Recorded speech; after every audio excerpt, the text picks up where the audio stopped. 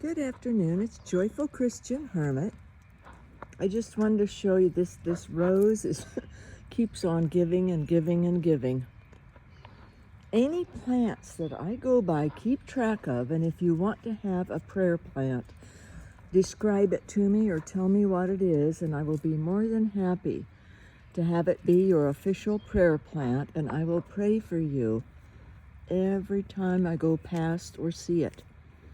But these up here are just, I was waiting for these to bloom up on top, and the whole thing now is arrayed in sacred heart splendor. And it was just a couple of days ago, it would have been Sunday, was the Sacred Heart of Jesus. Usually it's June 8th. And since it was a Sunday this year, we didn't celebrate it. We celebrated the Immaculate Heart of Mary on Monday. So anyway, this is just a beautiful, I'm so blessed to have these. Thank my mom and dad. The other morning I was wondering if my dad approved of how I use his money. I know my mother would. My mother would be very happy that I am having something of enjoyment and that gets me out and keeps my mind going, and also starting to have other people comment. It brings joy to other people. So I think my dad's very proud of me for this. Totally imprudent. He was very practical. He worked very hard for his money. So did my mother. But I think that they understand and know the suffering and the joy. And my spiritual father, who died 6 years ago on St. Patrick's Day, and I had far more excessive gardens than this in the Midwest, but he said, you know, it was glorifying God. It was glorifying God. I even had Amish men stop when I was digging. I had to dig it all up to move from the crazy neighbor, demonic lady. The police insisted that I needed to leave or I was going to end up being killed, which was true. She would have eventually, but sooner than later. But it was hard to do all that, take it all apart and sell off. I knew I would never have gardens like those again. And even this elderly Amish man, Amish did the framing of the other subdivision houses, and he broke from their tradition and came down and asked me what I was doing, why I was digging it up. And he said how much they had loved every morning and during the day coming to work to see the gardens, to see how beautiful it was. And that really touched me. And I explained to him that I had to unfortunately do that because of a sick, crazy neighbor woman. I do tend to draw out people who have the devil after them or in them, either through their own willingness to allow the devil in, or because of mental illness or something. Like that neighbor lady. She was mentally ill, but very demonic. She had allowed that also. So it's really frightening. It's scary for people who don't believe and don't have a Christian base. Because they can have, schizophrenia, hereditary even. This woman was schizophrenic, but she wasn't on medication. But without having a Christian base, she was easy picking for the devil, and she had no recourse to fight against. It was a very evil person. And her husband also, and her adult son. So they all lived there. And yes, they threatened my life many times. It's pretty bad. But this tree it's already put on like another 1.5 feet this summer, spring and summer. And a little shoot has come out to the side of it. Let me get this in the frame. You probably can't see it, but I'm going to have to get my 8-foot ladder out here, freestanding ladder, and nip that off because it shouldn't do that. That would be considered an aberration for that tree to have a side branch develop on it. just one single long, and it'll just keep going up into the sky. We'll see. As long as I live, I'll see how high that thing's gonna get. But that's the one of the oldest maple cultivars known to humankind. So that's an exciting tree, and I've only seen the one at the greenhouse here in the 6 years, and it was about a foot tall when I got it. I saw it, and it was in my cart with guarded eyes on it, because I knew I wouldn't fight. The only other one I got was from the man in southern Illinois who had the most unusual of trees, including all kinds of Quercus roburs. I've never had a Quercus robur since David passed and his wife Gail disbanded the nursery then, which it was lovely of her. Well, it was a lot of work, and she fell in love and remarried, and she ended up donating the bulk of it then to the University of Illinois. It's very lovely, generous of her. Oh, I did some pruning out here. I went ahead and took out the spent blooms of that geum there. This one I want to come out and trim out all the dead. It's a very peaceful, prayerful activity to deadhead plants. And I do know this is Star of India here, so I'm not sure. I don't quite have the name of the huge clematis. But we'll head over here and see what's going on. Not too much different from yesterday, but I had done another video yesterday, but I didn't post it. I've had a terrible sore throat. It's not so bad this morning. It was worse earlier, but I've been chewing up zinc tablets. I chew them and just let them sort of soak in my mouth, and it coats the throat. Tastes icky, but it helps. And so I've had this very severe sore throat since it started Saturday night. And a couple of days ago, my daughter, she kept calling, how are you doing today? How are you? And she says, I have heard a couple of days ago, she was on her way to what island down there? Cayman Islands for work. And actually took her son with her this time. It's a nice mother-son time, but she's working her sport. She's a pro player. And I hope she does well today and tomorrow. I think she's in some tournament there. Well, obviously she is. But she said there is some strain of COVID going around these parts that is sore throat, severe sore throat. And that's pretty much it. And you feel a little icky, but the most of the symptom is a very bad sore throat. So I looked it up online, and sure enough, and it says it should last about a week. And if the throat is still sore, very sore after a week, it should start getting better after a week. So that would mean Saturday night last was when I felt all of a sudden, boom, there was this sore throat. And it wasn't severe at first. I thought, oh dear, I'm getting one of my sinus things that starts with a sore throat, and my get head pains from sinus pain, and from there then thick for a month, then it gets into the lungs, and from there on we know what happens if any of you watched my videos last winter. But so I'm prone to this type of illness, but this hasn't followed that. This has remained just a very severe sore throat. And today I had a lot of dizziness earlier. I felt out of whack, but that could be because I canceled my physical therapy 2 times this week, where he just works on my neck to try to keep it loosened up. So I'm doing what I can, which is not much. Lots of vitamin C and D. And then yesterday they were here. I showed the video of the trees coming down, and some people were very bothered. A couple people, not lots, but I mean maybe more who commented, but left comments.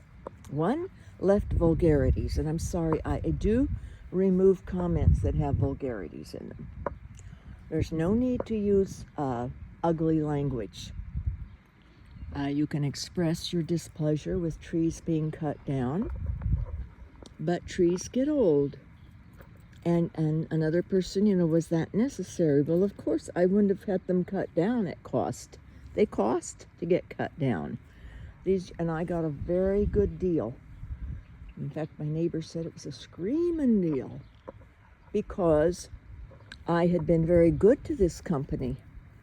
I hired them early on. They were when their first year getting started. I was very taken by David starting up his business, and I had 4 big maple trees across the back of the house, huge, and they had been planted too close. They were right up close to the foundation, and 2 of the 4 were leaning toward the house. All their branches, were on top of the roof. It's very bad for roofs. You'll lose your roof quickly with branches over them, leaves. So, and you'll have your foundation troubles. Now, Japanese maples have a taproot that goes straight down, and then fine top roots, very fine. Their top feeders, very delicate top roots, and one taproot going down. So they don't interfere with foundations, and their leaves crumble. I don't have to rake with the Japanese maples. They disintegrate. So so I had to have those 4 removed, plus one in front was so close it had already had a big crack in the driveway from it. So people plant trees when they're little. They would have planted it. This house was built in 1995, and the elderly couple put in these trees, plus now the pine trees they put in on each corner, and they placed those well. But they were just a typical, what in the trade they call a popcorn tree. Not any cultivar, just a regular, very common pine. There's nothing wrong with that, other than the cultivated trees that horticulturalists work on, such as these firs here, which I need to remove out of the full sun. And I knew I would have to, but I have other trees to bring over here that want full sun. So they are developed so that they don't have the problems of the other trees, such as I think it's called Autumn Blaze or Autumn Glory maple. Sadly, my neighbor has 2 of them. She planted those in her front and back last year when she had a huge willow taken out, which needed to go. It was enormous, and all over her roof, higher than her house, and a branch was ready to break on it, and it would have caused damage to her home. So she wisely had that finally taken out. But a neighbor's across the street had one of those Autumn Glory or Autumn Blaze maples, and it was gorgeous in the fall, but they're disease ridden. They've got a problem with diseases. So, and it was messy. So theirs finally got removed across the street. And they were concerned that this woman she didn't realize what she was planting. But I hope they don't get sick too soon, the trees, and have to be cut down, because she's very, very pleased with them, and they've grown a lot, and it's just sad. It's worth it to learn about trees enough so that when you plant them, you're not going to have troubles. And the neighbors across the street were telling me, oh no, she got the kind of tree we had, and it'll get diseases, and it's not good, and blah, blah. But I had mentioned Japanese maples to them.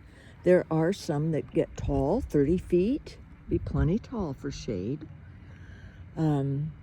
It's a very common Japanese maple. I can't think of its name now, of course.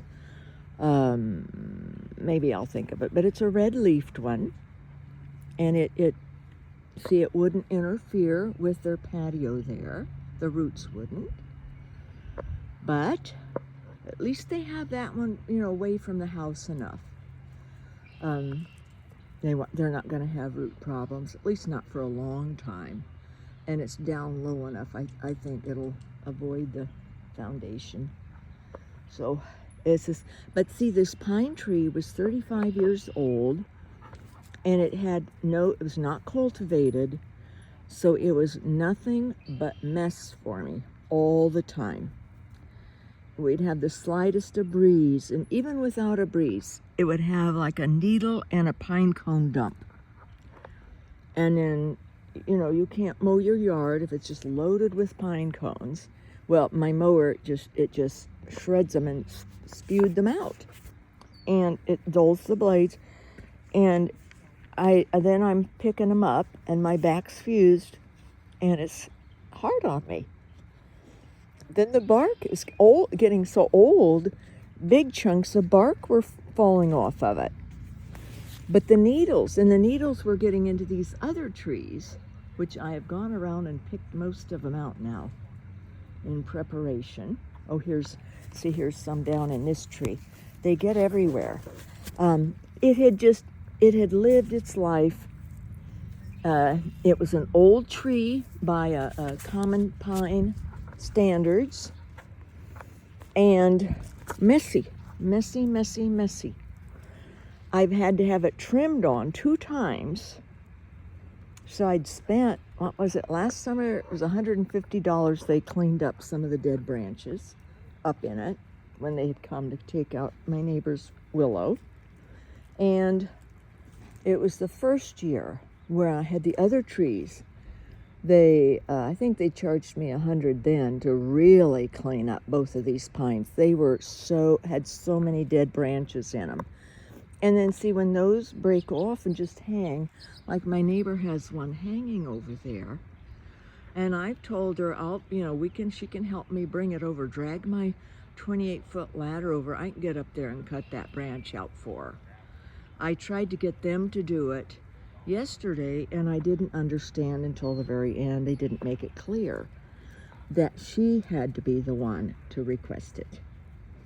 So they didn't do it. I thought they were going to, but I'd asked the wrong persons. I'd asked the workers, and they kept saying, "Oh, Skylar will do it. Skylar will do it." Well, they never mentioned it to Skylar, and then Skylar said, no, she has to. Too bad she didn't ask when they were here. The owner has to be the one to arrange it, so have her call. And he was going to charge her $150 for that one branch. That's, but she and her husband wanted all the wood from my tree they have a cabin, a lake home.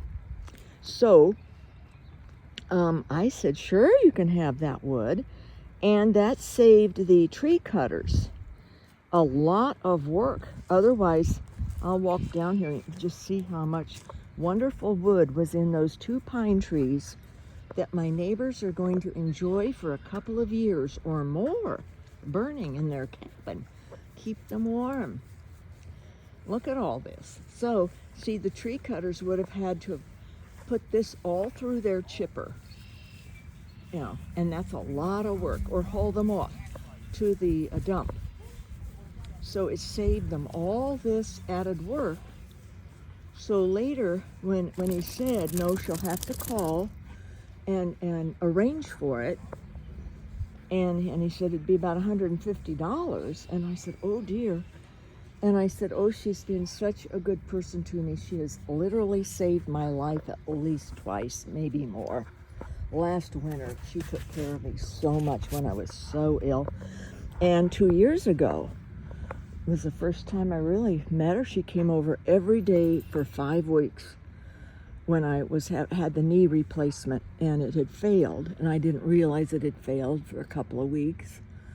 But so she helped me. She helped me so much. Kept 3 or 4 times a day she'd come over, bring me food, and change the ice in the ice pump because I could not walk on it. Well, it took about a week until we got my medication straightened out. So thanks be to God. She had noticed no one was here and came over, called in. I said, I'm back in the back corner of the house. Come on, men. And are you here alone? Yes, indeed I was. Had no one I didn't know what I was going to do. I was prepared to die. It was fine, but so bless her heart. Anyway, they're going to do it for free. Take that branch out. But she has to arrange it for it in exchange for all this wood, because the tree cutters then don't have to bother with this. Saves them money, saves them work. So it all works out well. Look at all this wonderful wood that they'll have use of. I mean, they have adult kids that'll come and they'll cut all this up and haul it up to their lake place, and it'll dry out over the window. Come on, puppies, come on. So, see, everything, it's a life cycle. The tree was old. Look at these. Look at the, see, it was an unhealthy tree. Do you see all that growth on there? Many of these have growth. Many of these parts of this tree have this growth going on it. It wasn't, and then a lot of there's one, oh, it looks like vomit, but it's just the tree. It's just yuck coming out of it. It wasn't healthy. And see, there's a big chunk. Pieces like that were coming out of it. Just with the slightest breeze, I would have a dump of cones, and big chunks of the bark had blown all over the grass. And then, of course, I'm being watched. Yesterday, the HOA president must have been gone. But when he got home, I happened to be out in front, deadheading things. He didn't even notice me. He was flying on his little bicycle. He's an old guy. But he was like up on his haunches, head over the front handlebars, flying like a bat out of hell down the street, cut through my neighbor's front yard to get to the service path, to get down here faster. He knew something's going on in her house, the one that I can't stand, and she makes me so sick. So I got in the house. I thought, oh no, it's gonna be trouble. He was standing out here with his bike, had the tree cutters all stop, and all of them were lined up like he was the principal and they were the naughty schoolboys. And I could see his mouth open. He was enraged, just, going, yap, yap, yap, yap. And I had my phone ready in case they signaled or anything happened. I was going to call 911. But he left then. But he was doing his bit for quite, probably 5-minute lecture at him. And I went out then when he was gone and found out that he was threatening, of course, if everything wasn't just perfect out there in the common area. Had to be perfect. Any sprinklers, any ruts. There are a few ruts down there, and there's one out there, but they promised me they would use their blowers, they would rake, because they said, oh dear, I said, he targets me. And they said, we just don't have this, in fact, this man doesn't realize I'm the one, before these two yahoos were vice president and president, with the other HOA presidents and vice president who were so reasonable and nice men, Jeff. I had recommended this company to them because they were so good and they were getting started. 6 years ago, I recommended them. And ever since, they've been doing the work for the subdivision. But this man, they only had one, I think it was Chuck, had brought a small car with the name of the company on the side. Otherwise, they didn't have trucks marked until toward the end of the day with their name. So he didn't recognize that they were their own, the contracted workers for the subdivision and for the pond area. Last year, they did a lot of work. They cut down a lot of cottonwoods down there. just because. There were too many of them. They were old, they were messy. Trees can become hazards when they get old. The branches can fall on people walking in the common area. So, you know, they're like people. We don't keep trees forever. They have lifespans. And if they become a problem, such as these were for me, I couldn't wait to get rid of the mess and to not have to do all that bending. And I don't like the squirrels that were in them. Somebody, I think here next door, feeding them these big peanuts. And then the squirrels come and bury them in my pots, my planters. Not the end of the world, except my sweet doodles. Find them, and where have those peanuts been? In squirrels' mouths. Squirrels are notorious for bearing all kinds of diseases. I don't want my dogs to have the icky peanuts that have been in the squirrels' mouths in my doggies' mouths. It's just a problem waiting to happen, some icky disease. So no, it's time for them to go. And I have far more beautiful and reasonable trees to put there that won't get so enormous and won't block view, but will provide some shade, but not soon, I realize. Twisted Sister over here is, but those men, this was just a mound of bark and wood chips. They ground down these real well. They appreciated the trees. They knew that this was my enjoyment. And this might be part of a stump left here. I'm gonna have to see if I can get that out or something. We'll see what that is. Maybe it's just, if it's just roots, I can cut that out with my own reciprocating saw. I think they have the bulk of the stump ground down very nicely. But I'm probably gonna move Twisted Sister here over, maybe 2 feet over, off Lovey, not your fence. And maybe, or it might be just fine here, because I do plan to have it be more of the bonsai design, where I'm going to keep the branches off to the right trimmed, candle short, and then let them on this side grow full up and over in a canopy. Now this here is, I don't know why that's looking, well, maybe it just had too much shade on it, but we'll see how these do. This is Twisted Sister. It's a Chinese, let me give you the full name of it. It is Pinus tabuliformis. Pinus tabuliformis, which is a Chinese pine. Pinus tabuliformis, Twisted Sister. Very, very, very rare. I've explained that before. And it's not just that it's rare, that it's beautiful, but it's how it grows. And it grows quickly. That one, it's already in 2 years has doubled its size. So, hasn't put on all of its growth yet this summer, but it shot up a good 1.5 feet. That whole top part is new this spring and summer. So it's good. It's all very good. And this tree here, though, is going to have too much sun. So I have an umbrella that I will set up here, or put some like fish pole type stakes, like that stake down there. Goldilocks down here is, I put a trash can over it to protect it, and it hurt the top of it. So I don't know if it is starting to die up there. I just have to wait and see what's going to happen with Goldilocks.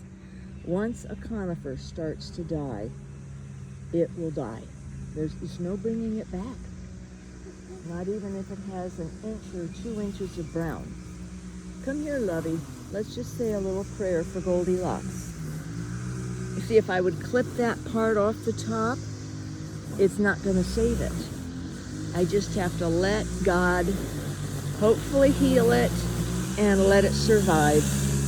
That's my prayer.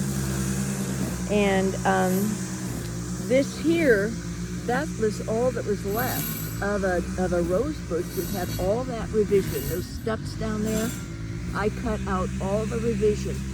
That little bit of rose down there is a carpet rose that I'll keep, but this I'll dig out.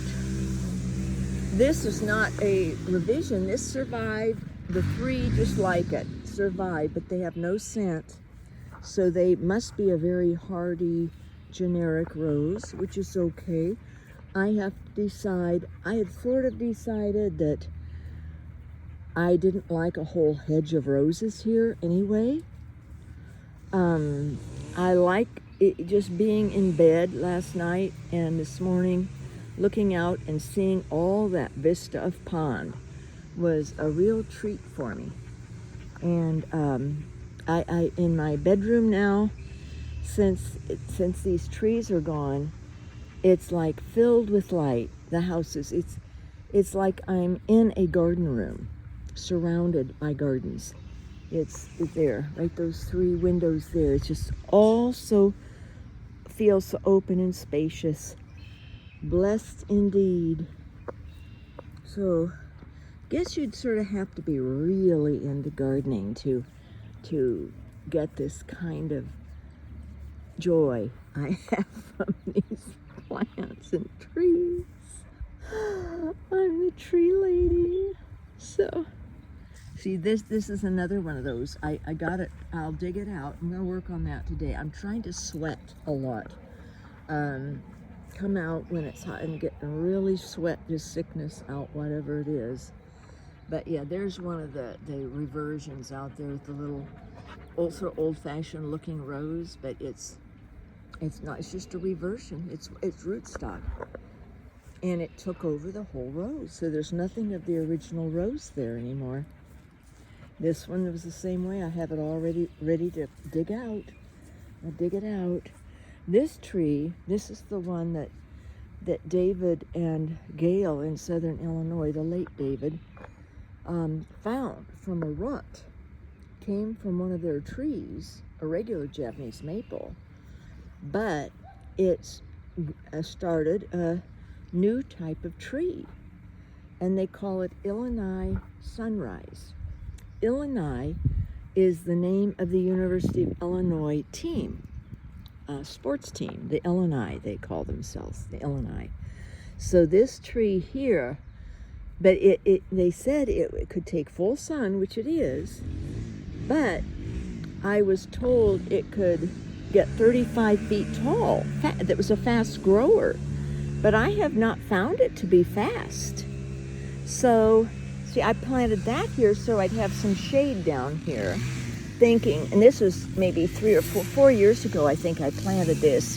Of course, it was, maybe 2 feet tall then, so it has grown, but nothing like the couple feet a year I thought it was going to grow.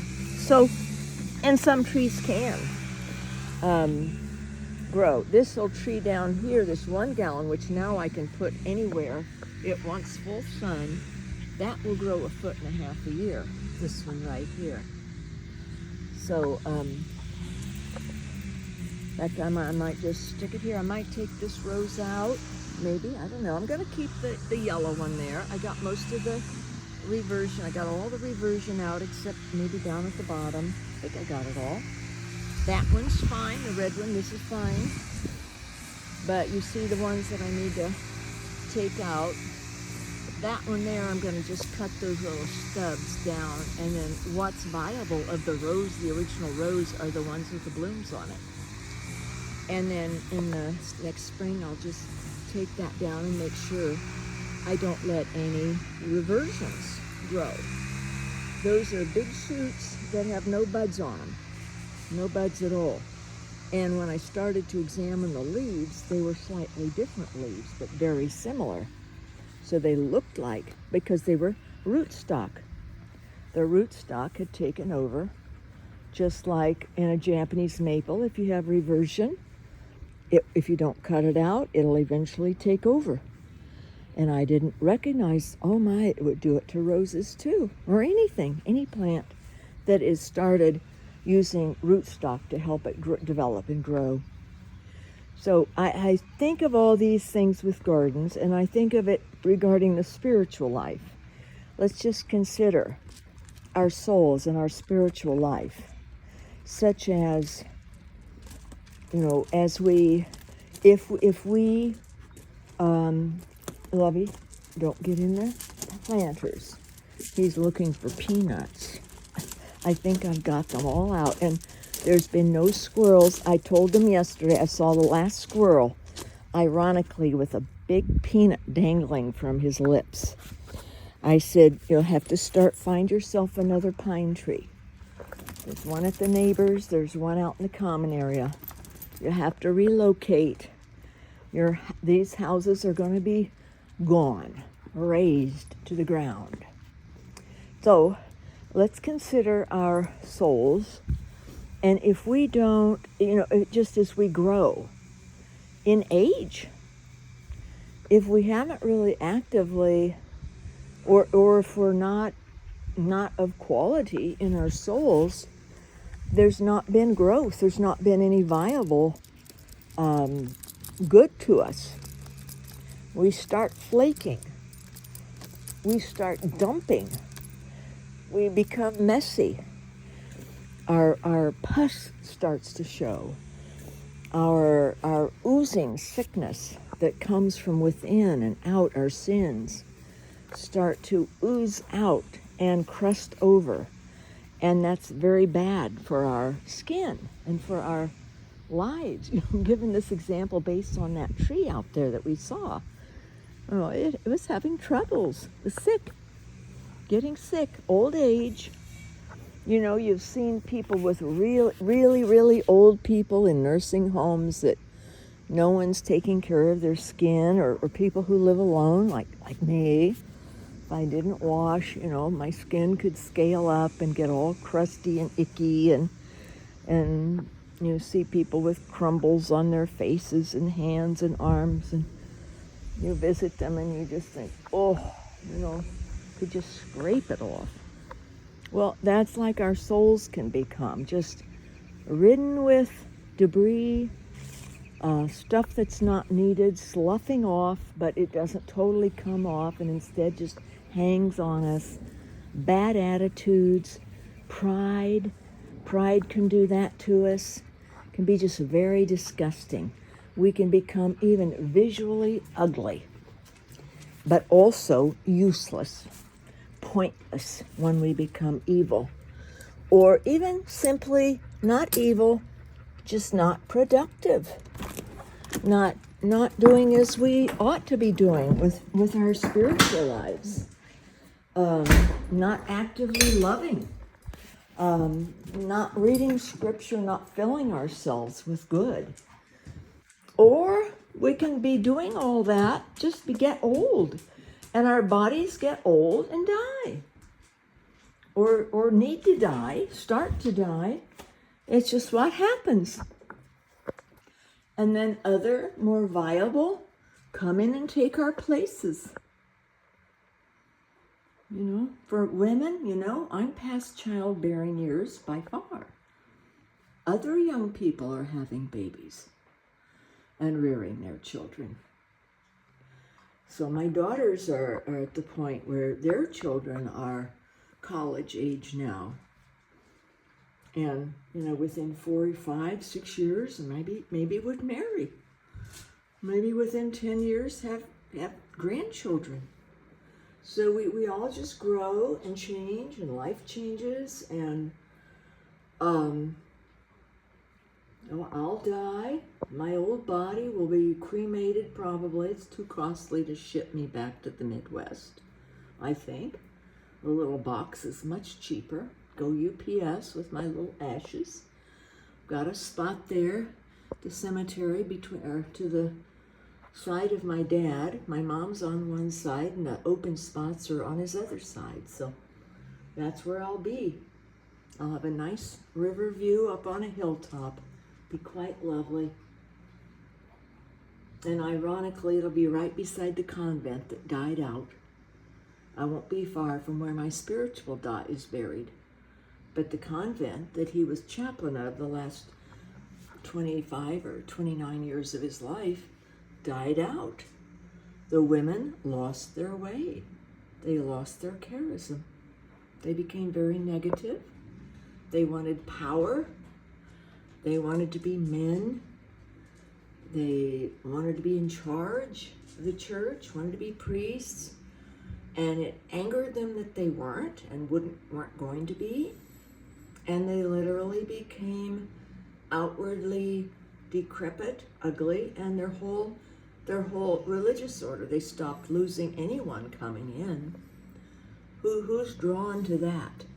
To negativity and to anger and defeat and wishing that they were something that they're not satisfied being Mary-like. The most powerful woman in the world wasn't good enough for them. They wanted to be like men. So it destroyed them, destroyed their charism, destroyed their community. It's a beautiful setting, beautiful buildings, grounds. That place could have grown and thrived. And instead it went for it. I think they did donate some acres to some land trust, which was nice. But otherwise, the county offices bought it for a song and used them as extra office space. That's it. So, and some of it's just empty. It's very sad. So, things have a life limit, and depending on the person taking care of them. And my needs with these trees, my needs, my plans, and my own body. You know, if I'd had a better back, going out every day and picking up all the mess would be good exercise. Unfortunately, it wasn't the right kind that I need. I don't need that kind of constant bending, and so they're gone, they're down, and yes, they needed to. And it would have been not before long. Like I say, I've already spent, $300 over the time period. And those, they gave me good deal prices because I'd had so many other things handled here. And gave them other business too. The neighbors in the whole subdivision uses them. So they gave me good prices on cleaning up those trees when they would come. Last year, they cut out branches that were ready to break off. You gotta watch for things like that. You know, you don't wanna, there's people who walk out in the area, and you don't want an old tree there with branches that can snap. Like my neighbor's has a big branch hanging right now, but it's in their yard. They just have to be careful not to walk near it, because it can just snap off. That's what this one governor of the state of Texas, he's a paraplegic because he was jogging, and a dead tree branch on a sidewalk, somebody's tree, fell right as he went under it.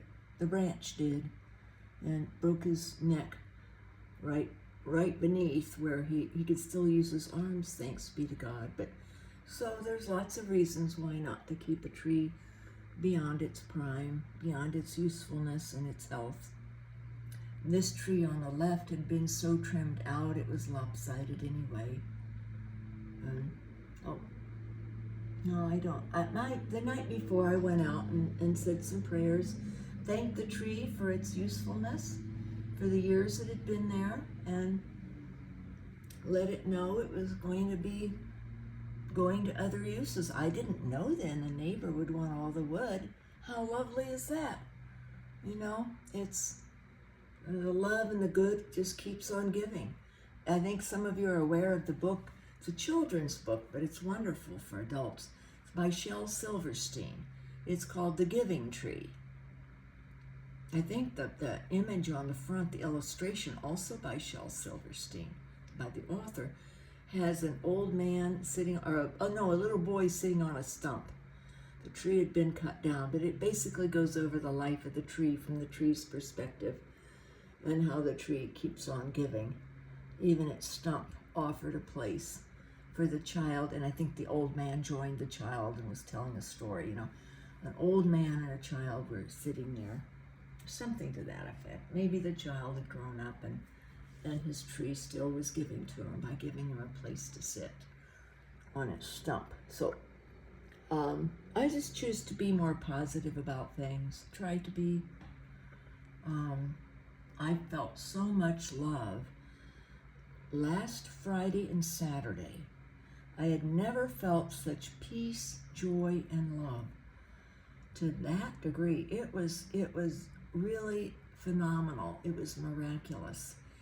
And I knew it was all the love from the viewers and all of you guys praying for me and the comments and all this love and acceptance of me as I am. And it was an overwhelming sense of love, joy, and peace the Lord was letting me experience. I have never experienced it to that degree. And then it was the very next night that the sore throat hit, just all of a sudden. And then I had to struggle. So, and all of that joy and love and peace, you know, I think I'll have that experience again, likely in heaven. It was an incredible 24 or even 36 hours of this massive, delightful joy, love, and peace. The peace that is beyond all understanding, as the scriptures say. And some of you, many of you probably have experienced it. It's the first time I experienced anything like that, to that degree. And it was like a visitation of God, the peace of the Holy Spirit, the love of Jesus Christ, and the power of God all at once, the joy of God all at once in me and around me for that time period. And it was, I won't say overwhelming, but nearly so. And then came reality.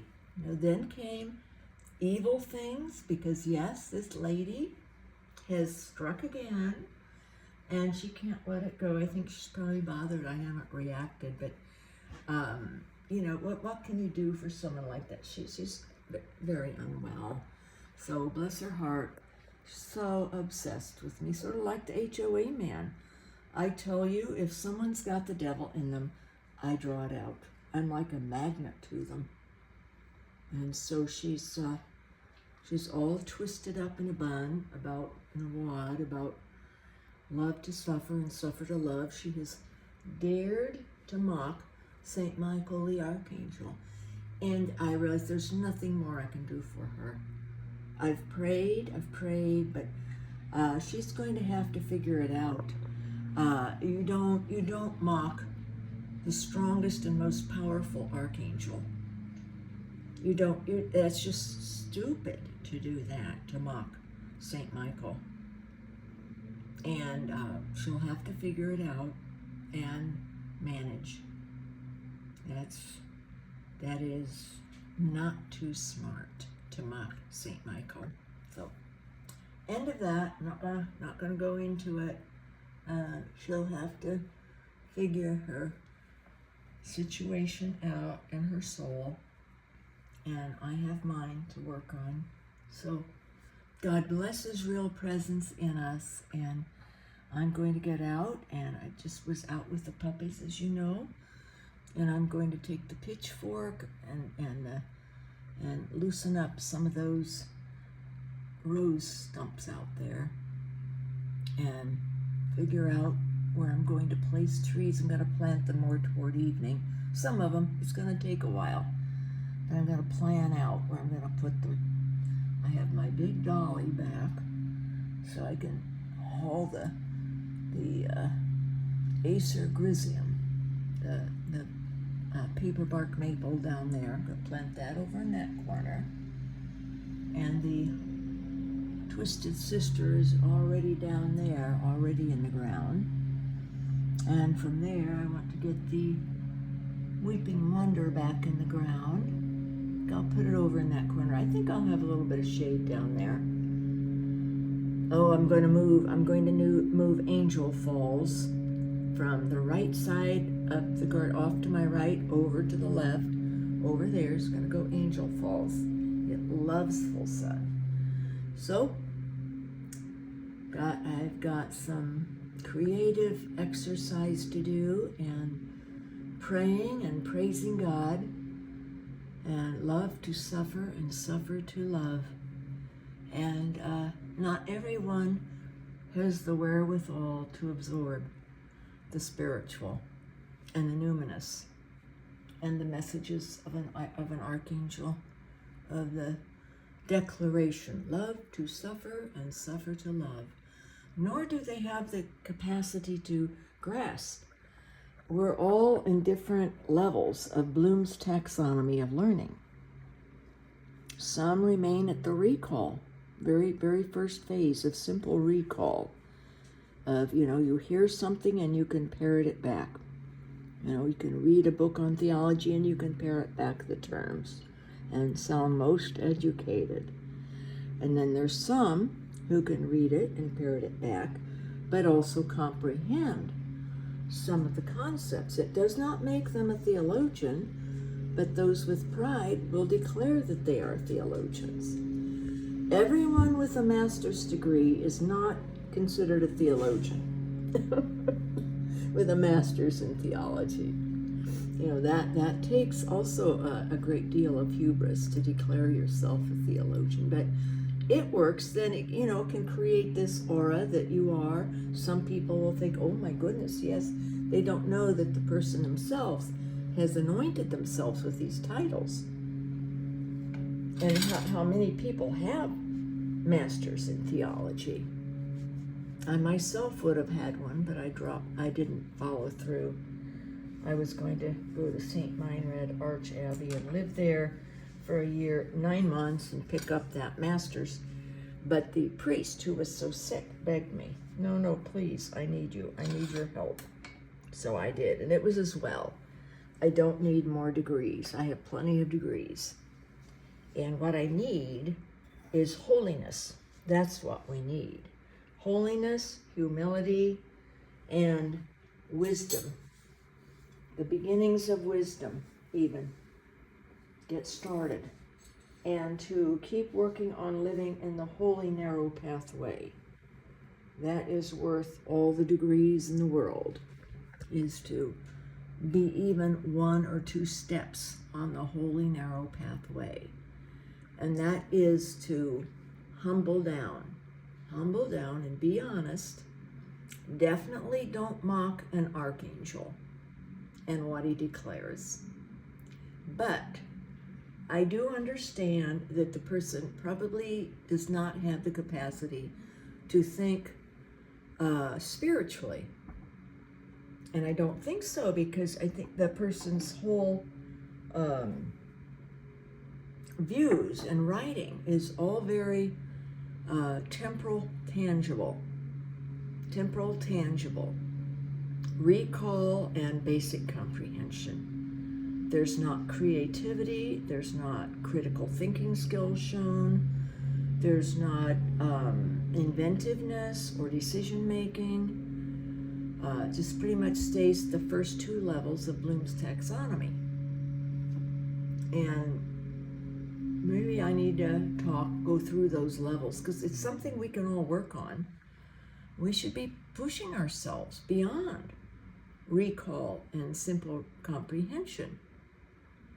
We should be striving in exploring God's will for us and his dreams for us, not just his will, but his wishes for us, his greatest desires, and that's for us to love him and to love others. And mocking and constantly putting me down by this lady is not her ability to love then. She's evidently not able to love her neighbor as herself. It's just self-love. I'm sorry to sound so harsh, but it's just laying it out. Maybe this will get to her and she'll have a think.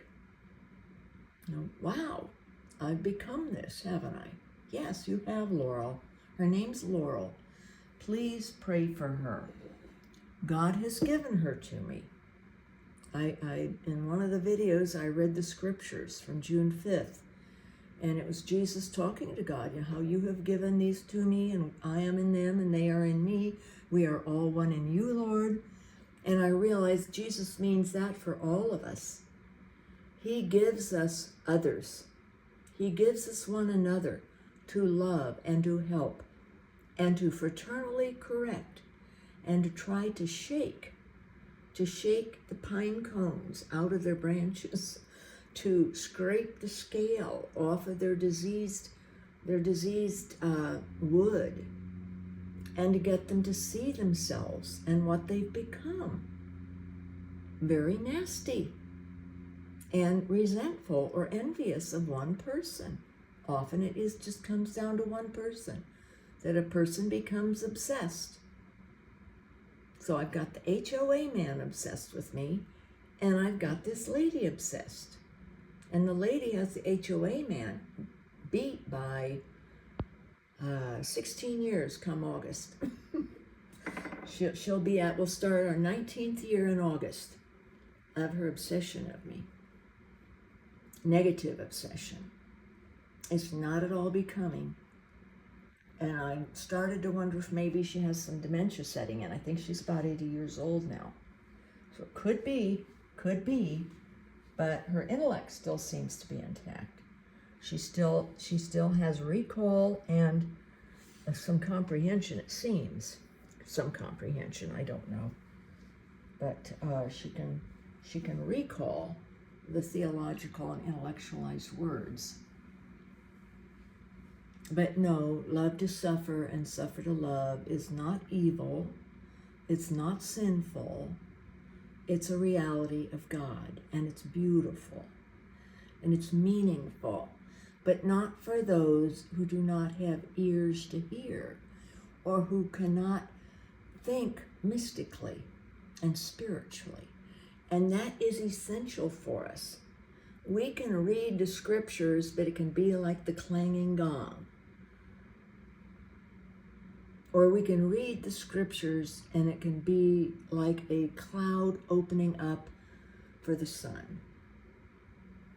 The S-O-N, an understanding of love and of God and of suffering and love and the interconnectedness of suffering and love. And there's synonymous aspects of love and suffering, to where one becomes the other and the other becomes the one. We are all, just as Jesus says of us, I am in you, Lord God, Father, and I have them in me, and so therefore we are all in you. And that's the same with his love and his suffering. We can become one in Christ's suffering and in his love. And it's a very beautiful experience. And those who have experienced sexual love will grasp it also, will grasp the interconnectedness of love and suffering and the oneness of it. So pray for Laurel, please. God has given her to me, and I love her. I'm very, very concerned now because I've never known anyone who has mocked God, Jesus, Holy Spirit, Mary, or angels and saints who profess themselves as being a religious sister even. She calls herself sister, when of course she's not really, but we can call ourselves what we want. And I think she was in a community of self-professed religious, a religious community, but they were not condoned by the Vatican, and still aren't. But I have learned with Catholicism, with the Catholic Church, that they tend to let people just do and go. I don't think they really take seriously concern for souls, because they let so many souls just go and do whatever they want that can really be very egregious and harmful to them. Whereas I'm a believer in spiritual correction. I'm thankful. My spiritual director, my kids correct me. And if someone doesn't correct me, God always corrects me. One way or another, the Lord will correct me. And it's just so needed. At least for me, I don't want to be in hell. Thank you very much anyway. No, I don't want to be. So God bless his real presence in us, and let us pray for Laurel. God bless you all.